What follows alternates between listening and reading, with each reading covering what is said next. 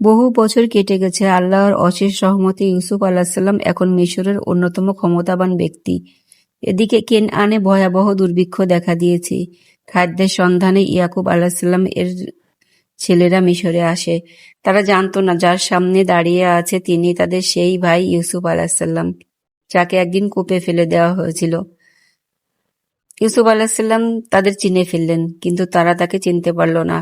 তিনি তাদের সম্মানের সঙ্গে আপ্যায়ন করলেন এবং জানতে পারলেন তার ছোট ভাই বেনয়ামিন এখনো বাবার কাছেই আছে। তিনি একটি পরিকল্পনা করলেন যাতে বেনয়ামিনকে কিছুদিনের জন্য নিজের কাছে রাখতে পারেন। পরের বার ভাইয়েরা বেনয়ামিনকে নিয়ে এলো। আল্লাহর ইচ্ছায় এমন ব্যবস্থা হলো যে রাজকীয় পানপত্র বেনয়ামিনের মালপত্রে পাওয়া গেল। দেশের প্রচলিত আইন অনুযায়ী তাকে মিশরেই থাকতে হলো। এ সংবাদ ইয়াকুব আলাহিসাল্লাম এর দুঃখ আরো বেড়ে গেল। তিনি কাঁদতে কাঁদতে বললেন, আমি আমার দুঃখ ও কষ্ট শুধু আল্লাহর কাছেই জানাই। দীর্ঘদিনের কান্নায় তার চোখের দৃষ্টিও ক্ষীণ হয়ে গিয়েছিল।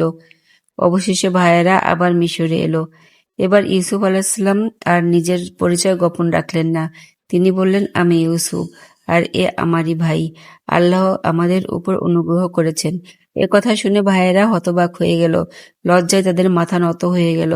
তারা নিজেদের অপরাধ স্বীকার করে ক্ষমা চাইল। কিন্তু ইউসুফ আলাহিসাল্লাম প্রতিশোধ নিলেন না। তিনি বললেন, আজ তোমাদের বিরুদ্ধে আমার কোনো অভিযোগ নেই। আল্লাহ তোমাদের ক্ষমা করুন, তিনি পরম দয়ালু। একজন সত্যিকারের মুমিনের চরিত্র এমনই, ক্ষমা, ধৈর্য, আল্লাহর উপর অটুট ভরসা।